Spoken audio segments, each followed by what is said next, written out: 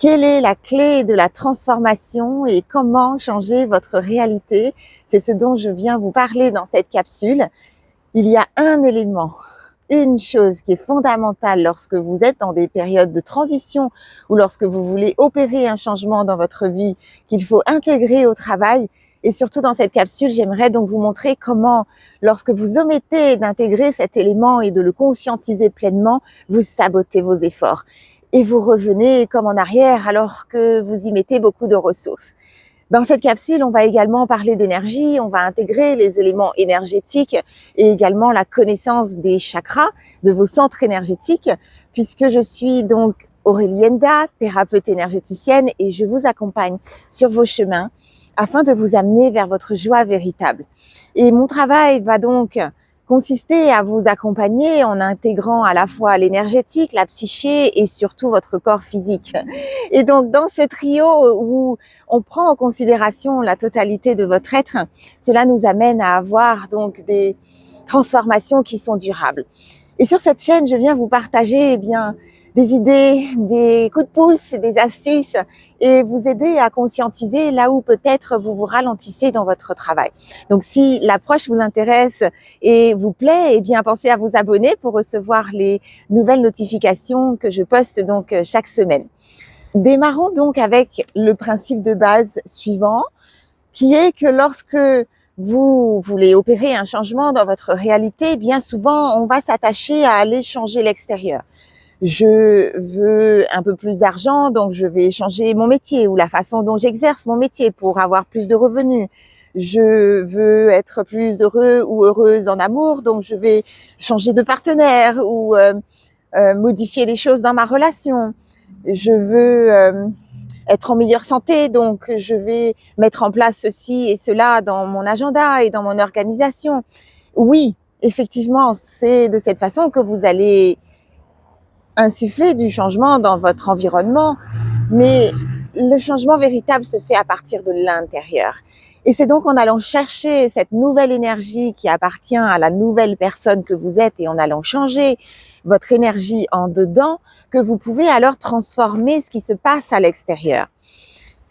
Ce qui se joue à l'extérieur dans votre environnement et que vous considérez comme étant votre réalité est le reflet de ce qui se passe en dedans, le reflet de votre énergie, le reflet de toutes les choses qui ont informé votre être dans sa globalité. Et par conséquent, vous pouvez vouloir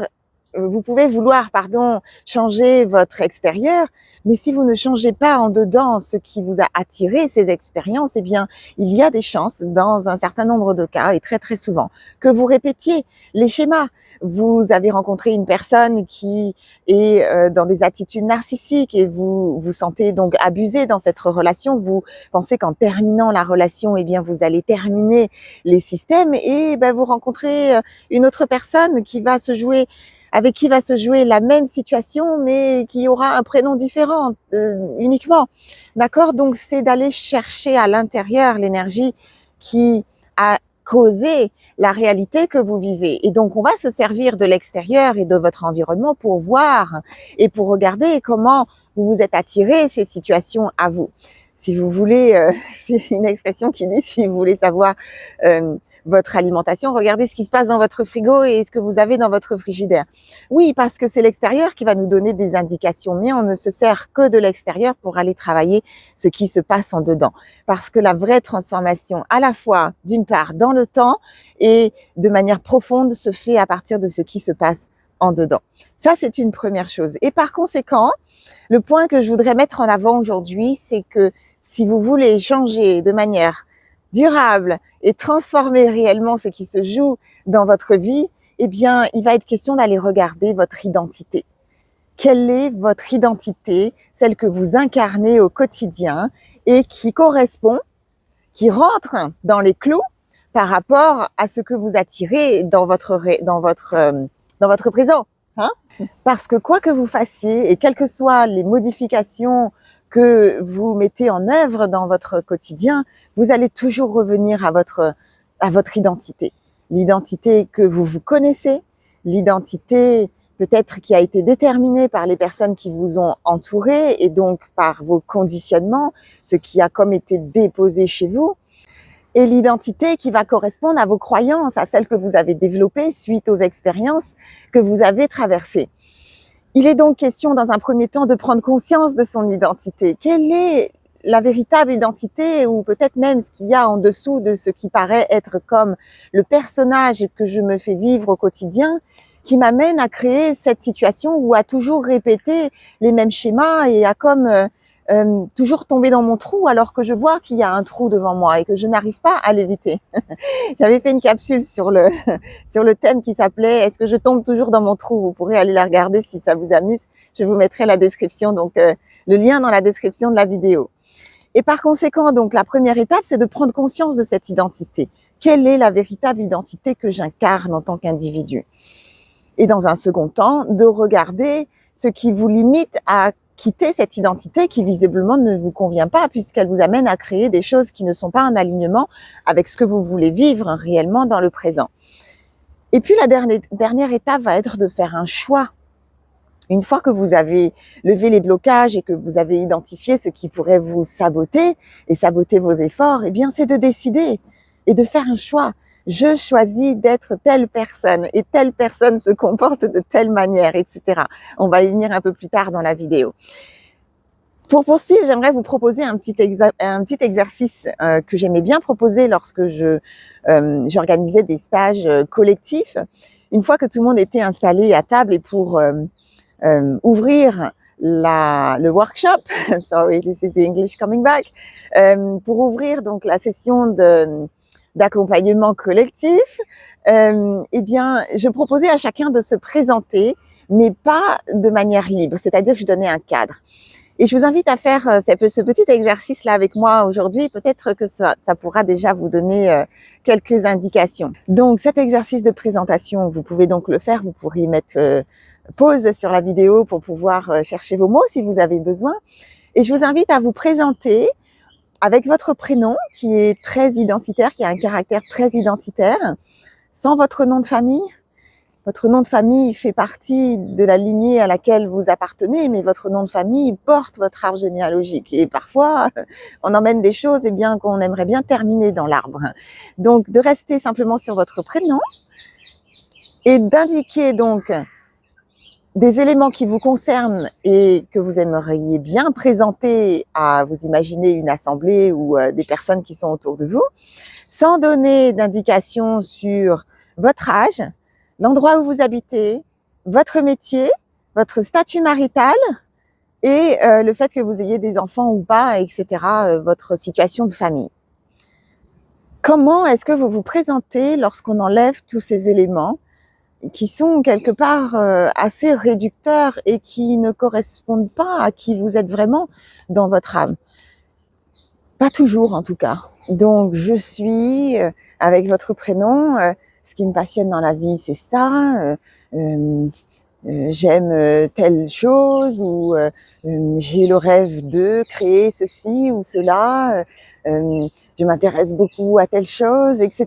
Ce que vous voulez, mais sans ces éléments. Regardez comme c'est un exercice intéressant et qu'on n'a pas l'habitude de faire, qui pourrait vous amener à découvrir que vous avez peut-être un petit peu besoin d'un peu de temps pour aller chercher les mots qui correspondent à qui vous êtes. Et lorsque vous arrivez dans mes accompagnements avec des souhaits de transformation, des choses que vous ne voulez pas voir se poursuivre et grandir dans votre futur, on travaille dans le fond, pas directement, et c'est un travail qui se fait progressivement au fil des séances, mais on travaille dans le fond à aller changer cette identité et modifier cette identité pour aller vers la personne que vous voulez être dans le futur, dans le présent et dans le futur proche. Et par conséquent, les parties de vous que vous ne voulez pas voir grandir, il va falloir les faire mourir. Et c'est un deuil. C'est une période difficile à traverser parce que c'est comme une partie de vous que vous laissez et vous avez du mal à vous reconnaître parfois dans la nouvelle personne que vous êtes. Et qui veut dire deuil, veut dire tristesse, veut dire inconfort, veut dire colère, veut dire acceptation et de pouvoir intégrer de nouveau donc la nouvelle personne que vous êtes. Et tout cela est extrêmement inconfortable parce que vous allez vous trouver comme dans un sas à un moment donné où il va être question de laisser l'ancien derrière soi et le nouveau n'est pas encore là. Le nouveau est à venir, mais on ne le voit pas encore, il n'a pas encore pris forme dans la réalité parce que le travail se fait en dedans et il se fait énergétiquement. Donc la matière ne va pas matérialiser immédiatement, en tout cas de manière conséquente, une nouvelle réalité. Donc il va y avoir un endroit où vous allez vous trouver dans un entre-deux qui va être pénible. D'où l'intérêt et l'avantage de se faire accompagner parce que c'est inconfortable. On a envie de retourner en arrière à ce qu'on connaît, n'est-ce pas? Et c'est comme, ça me fait penser, vous savez, les banques avant qui avaient ces sas où on rentrait et tant que la porte derrière n'était pas fermée, eh bien, on ne pouvait pas ouvrir la suivante. Eh bien, c'est la même chose. Et donc, il faut s'autoriser à fermer des portes, il faut s'autoriser à clôturer et à clôturer des parties de soi, parfois même des parties de sa personnalité, des qualités qu'on a incarnées et qui ne correspondent plus à la personne que l'on a envie de créer et qui ne peuvent pas rentrer, qui ne peuvent pas coïncider et être compatibles avec la nouvelle personne qu'on a envie de créer pour l'avenir. Et tant que vous n'avez pas fermé ces portes et tant que vous n'avez pas laissé mourir pour de vrai ces parties-là de vous, eh bien, vous allez toujours revenir à ce que vous connaissez. Pourquoi? Parce que votre cerveau, il est programmé pour ça. Votre cerveau, il est programmé pour aller vers ce qui est, en anglais, on dit to be right. Il est programmé pour aller vers ce qui est vrai, ce qui vous paraît vrai. Donc, qu'est-ce qu'il va faire? Il va aller chercher les expériences qui va correspondre à vos croyances et pour aller vérifier les croyances ou ce que vous visualisez comme étant votre identité et pour dire « Oh, tu as vu, je suis comme ça. Ok, c'est vrai, j'avais raison. » Votre cerveau, il va vous amener à cet endroit-là. Et il va également vous guider dans des expériences qui vont vous amener à vous sentir en sécurité. Et qu'est-ce qui nous fait nous sentir en sécurité? Eh bien, notre connu, ce qui est familier, ce qu'on connaît déjà. Donc, c'est votre identité ancienne vers laquelle il va toujours vous ramener parce que c'est sécurisé. Ce n'est pas ce qui va vous rendre heureux.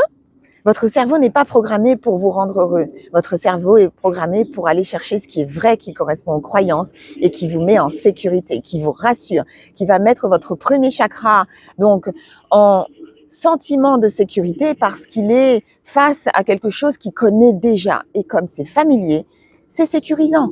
Et dès lors que vous allez amener du changement et que vous allez poser des actes pour aller vers la nouvelle personne que vous voulez être, votre cerveau va se dire « Oh non, non, c'est nouveau, oulala, je ne connais pas ça, ça me met en insécurité. » Et votre premier chakra, donc, à vos racines, qui est le centre de votre sécurité, va donner une réponse et va être en réaction à ce changement, à cette nouveauté qui est, selon vos traumas et expériences vécues, des expériences qui vont vous amener à être soit dans la fuite, à fuir et à être dans la résistance au changement, soit à vous battre pour comme avoir raison et également à vous paralyser, à vous bloquer. Et c'est ce qui vous bloque pour aller mettre en place vos projets et aller dans l'action parce que votre premier chakra aux racines n'a pas suffisamment cette sécurité et la réponse qu'il va donner, c'est la paralysie qui va vous empêcher d'aller contacter à ce troisième chakra, troisième centre énergétique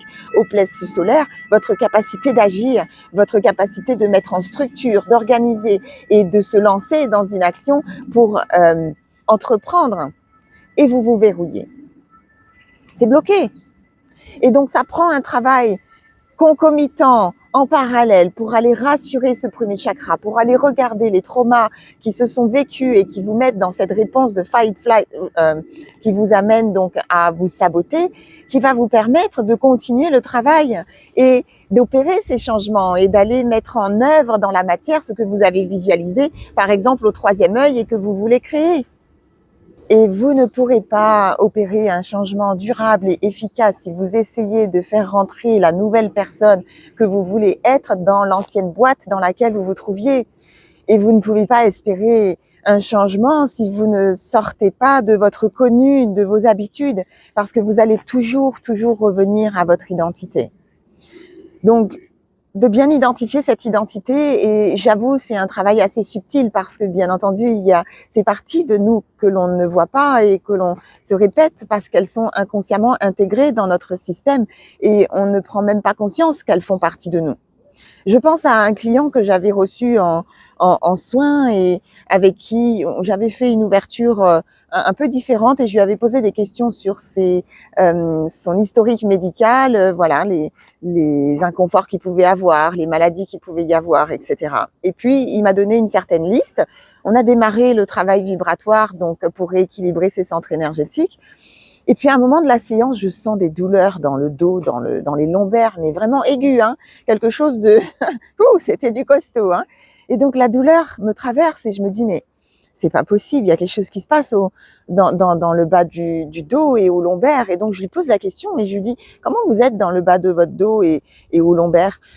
Et il me dit oh mais j'ai mal au dos, mais ça fait 20 ans.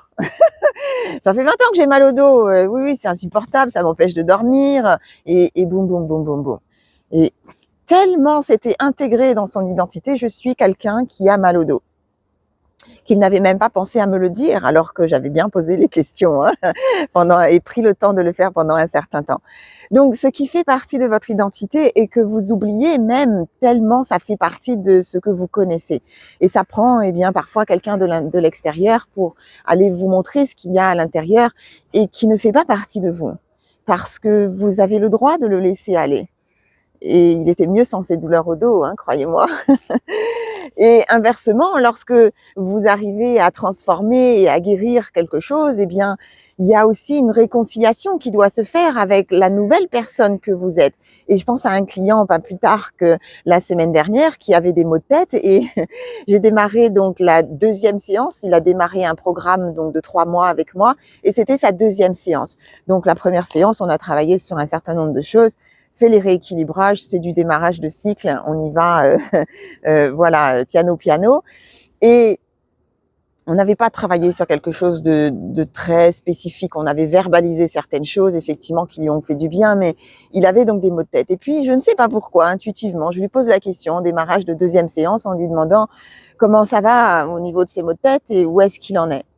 Et puis, il met un temps à réfléchir et il me dit, bah, est-ce que j'ai eu des maux de tête cette semaine? Ah oui, une fois. Ah tiens donc.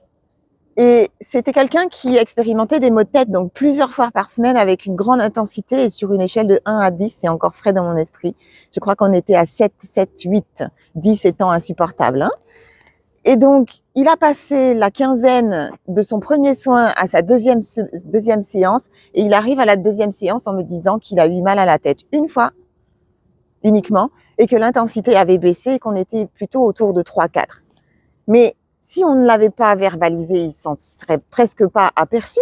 Il me dit, ah oui, c'est vrai, j'ai pas eu mal à la tête cette semaine. Ok. Est-ce qu'on peut inscrire à votre esprit, s'il vous plaît, monsieur, que vous n'êtes plus une personne qui fait des maux de tête et réconcilier cette partie-là de votre identité qui disait, oh, de toute façon, j'ai des maux de tête, ça fait des années, c'est comme ça. Et quelque part, je reste dans quelque chose que je connais et qui va continuer de s'inscrire.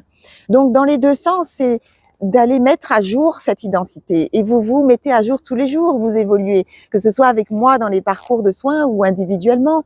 Et comme de faire une mise à jour de votre programme qui dit « je suis une personne qui vit ceci » ou « je suis une personne qui vit cela » et vous mettre déjà dans la position de la personne que vous voulez être dans le futur. Bon, c'était un exemple parmi d'autres, évidemment. J'ai pris là quelque chose qui était facile à matérialiser et à identifier avec une échelle d'intensité pour les maux du corps, mais évidemment que cela concerne également vos qualités d'être et votre personnalité, etc., etc., etc.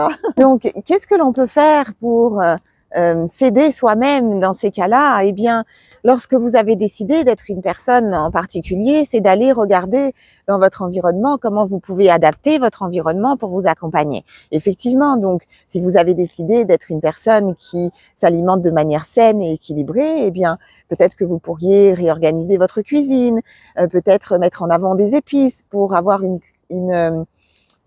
cuisine un peu plus créative qui va vous amener à expérimenter différentes saveurs, de faire attention à aux choses que vous avez dans vos placards et donc de déjà commencer à désencombrer votre espace. Si vous voulez changer votre apparence et être peut-être un peu plus féminine dans votre apparence, eh bien, c'est de commencer à faire du tri dans vos vêtements, dans vos placards et à libérer ce qui vous empêche d'aller vers la nouvelle personne que vous voulez être. Et d'ailleurs, je le précise parce que vous êtes nombreux et j'accompagne un certain nombre de personnes qui ont des problématiques de poids et lorsque vous voulez changer votre apparence physique et donc votre poids, c'est une très mauvaise idée que de garder les vêtements qui sont trop petits et dans lesquels vous rentriez lorsque vous aviez votre taille idéale. Parce qu'à chaque fois dans votre placard, parce qu'à chaque fois que vous allez voir ces vêtements ou que vous allez être consciente ou conscient que ces vêtements-là font partie de votre garde-robe, ça vient vous rappeler à quel point, eh bien, vous n'avez pas cette taille que vous désirez. Ça vient vous rappeler à quel point, eh bien, vous êtes, j'ai de la visite là, je l'ai vu arriver dans le coin de l'œil.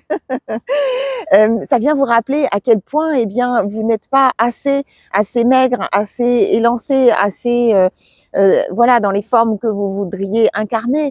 Et donc, vous vous ramenez à chaque fois à votre ancien et à votre énergie de manque. Voilà, c'est ça que je cherchais. À votre énergie de manque parce que je ne suis pas assez, parce que blablabla. Vous m'avez comprise. Et je vais venir ajouter également ici le fait que lorsque vous voulez effectuer une transformation, opérer une transformation dans votre vie, il va être nécessaire d'avoir un rêve, d'avoir un but qui soit plus grand que votre transformation. Pourquoi est-ce que vous voulez vous transformer? Pourquoi est-ce que vous voulez changer telle ou telle chose? Ça va vous permettre d'obtenir quoi et de vivre quoi pour la suite de votre chemin? Parce que se transformer pour dire juste je voudrais arrêter d'être triste ou je voudrais arrêter de ne pas avoir assez d'argent, ce n'est pas suffisant. Il vous faut quelque chose de plus loin qui va vous aider à être motivé et qui va vous porter tout au long du chemin. Donc, c'est important d'aller identifier cet élément, je vous y encourage grandement. Je vous propose une première clé ici qui va vous aider à cette transformation, c'est de vous servir de votre gorge, de votre chakra-gorge, dont on a parlé il n'y a pas très longtemps sur la chaîne. Vous avez une capsule dédiée à ce chakra-gorge très riche, je vous mettrai le lien dans la description, et d'aller utiliser le verbe pour créer, parce que la parole est créatrice, et d'utiliser donc les mots pour aller comme inscrire quelque chose de nouveau et comme le mettre dans la matière. Pour cela, je vous invite à, par exemple, modifier votre terminologie. Au lieu de dire « je faisais des ressources humaines avant d'être thérapeute, donc je vais prendre cet exemple-là. Au lieu de dire « je suis RH », comme d'aller vous identifier à ce métier, c'est de peut-être le transformer en disant « je gère les ressources humaines pour cette entreprise ». Et donc, comme inscrire un détachement entre vous et le métier parce que vous n'êtes pas votre activité. Hein? C'est important de pouvoir garder une part de détachement entre ce que je suis et que j'incarne et à la fois ce que j'exerce. Ce n'est pas la même chose. Donc, d'adapter votre terminologie pour créer du détachement. Dans votre terminologie, vous pouvez rajouter des éléments temporels. Donc, plutôt que de dire par exemple, je suis fatiguée, peut-être vous pourriez utiliser une formule qui dirait « je ressens en ce moment de la fatigue ».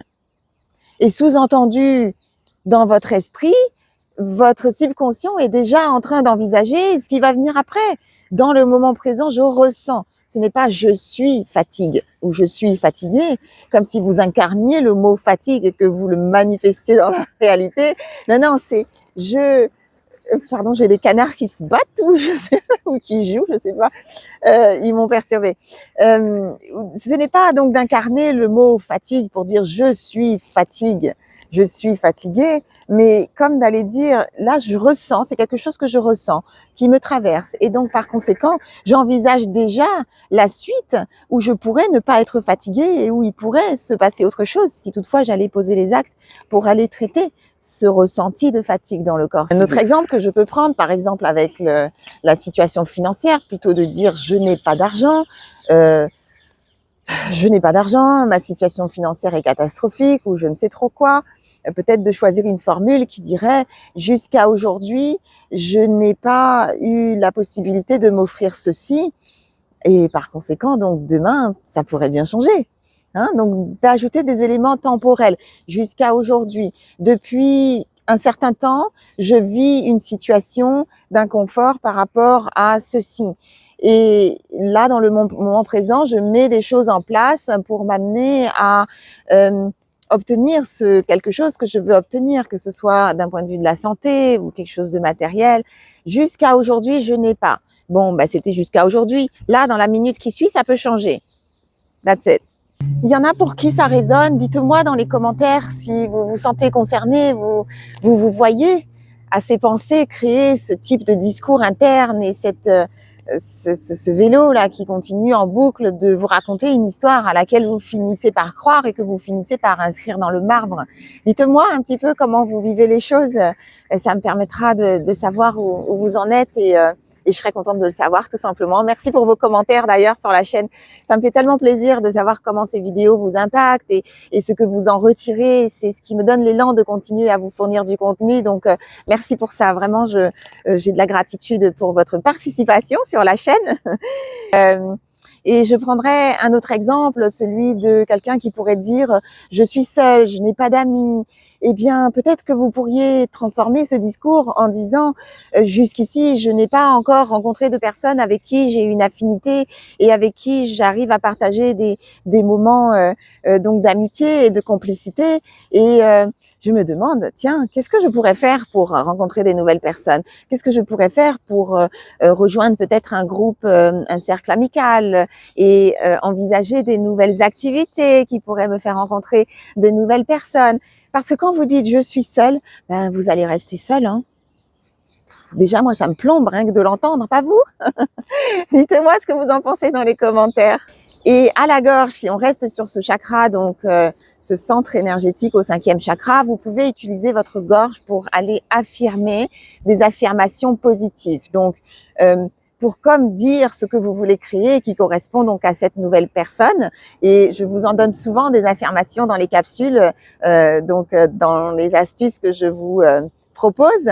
Donc n'hésitez pas à les utiliser et à comme aller déposer des choses positives qui vont vous permettre d'être en meilleur alignement vibratoire avec la personne que vous voulez être.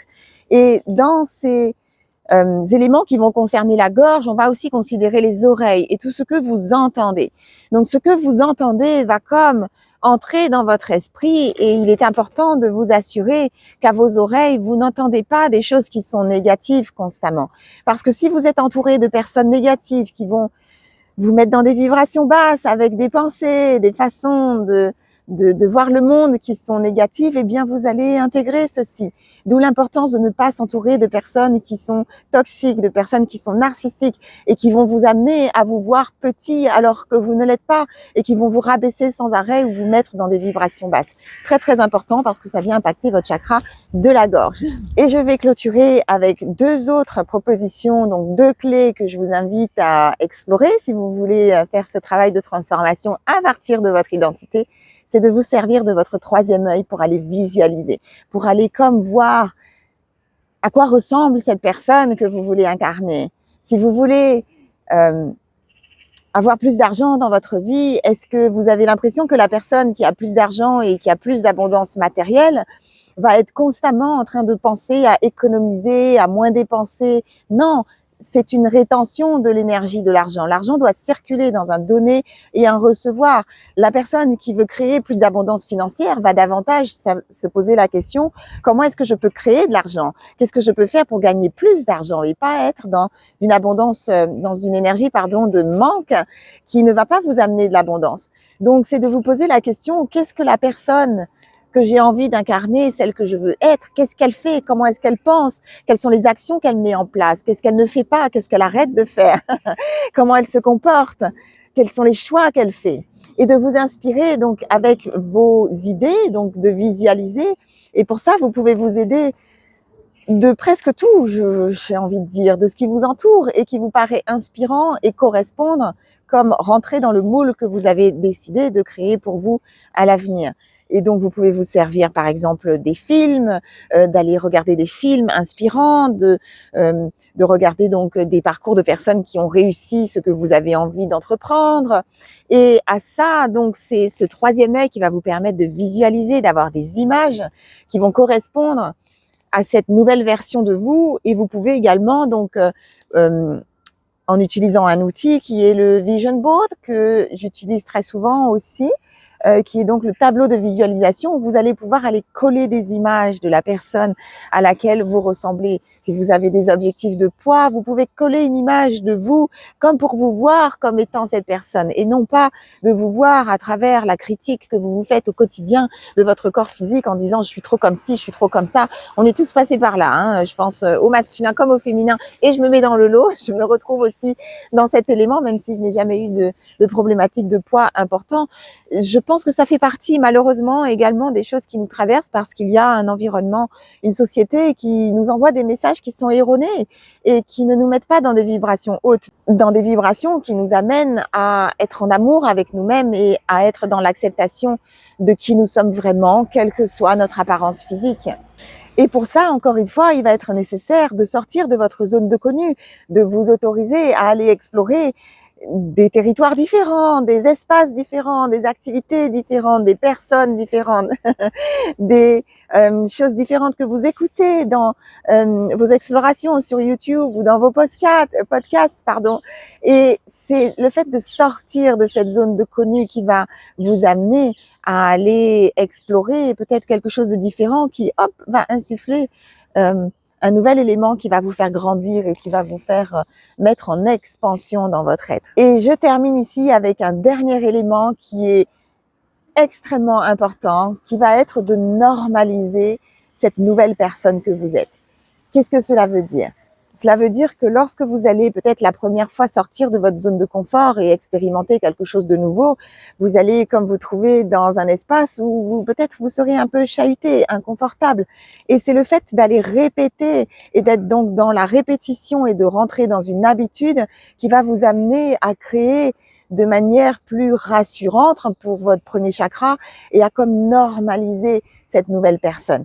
Donc, qu'est-ce que cela veut dire ? Cela veut dire qu'on va travailler plus fort à son troisième chakra pour mettre en action, pour poser des actes et pour opérer des répétitions pour aller créer des habitudes. Et ce sont ces habitudes qui vont vous amener à considérer que ce que je faisais il n'y a pas si longtemps que ça, c'est devenu une habitude. Bon, mon être est habitué, il ne réagit plus en résistance avec une insécurité au premier chakra qui pourrait me mettre en retrait et m'amener à ne plus aller dans cette direction parce que c'est normal.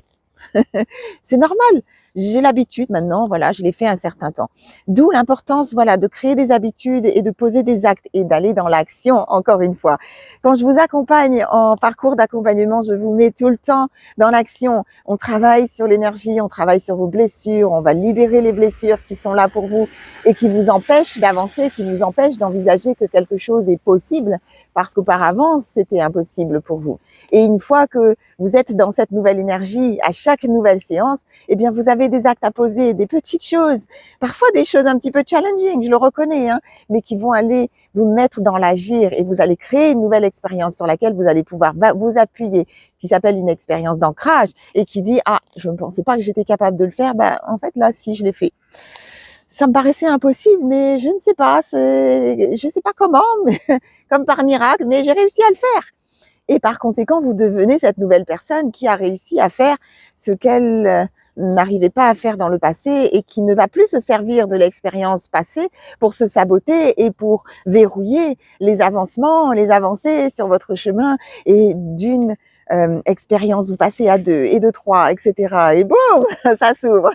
Et c'est magnifique et c'est ma joie et mon vrai bonheur de vous voir vous épanouir et de vous voir grandir au fil des séances. Donc, si vous sentez que vous avez envie de travailler avec moi et que voilà, vous êtes appelé par ce type d'approche, eh bien prenez contact, vous avez mes coordonnées sous la description de la vidéo. Et je vais m'arrêter là pour aujourd'hui parce que je crois que la pluie commence à me rejoindre. Je vous remercie de votre écoute et de votre présence sur la chaîne, encore une fois de vos commentaires. Ils font toute la différence pour moi, ils soutiennent mon travail également et m'aident à faire passer ces messages pour que chacun puisse avoir la chance de recevoir des directions, des guidances, des conseils. Et je vous remercie pour ça parce que vous m'aidez à créer ce projet, à le mettre en œuvre et réel dans la matière. Donc merci encore. Voilà, merci encore de votre écoute. C'était Aurélie Enda, thérapeute énergéticienne, donc sur To Be Your Joy. Et en attendant la prochaine vidéo, eh bien, prenez soin de vous, comme toujours.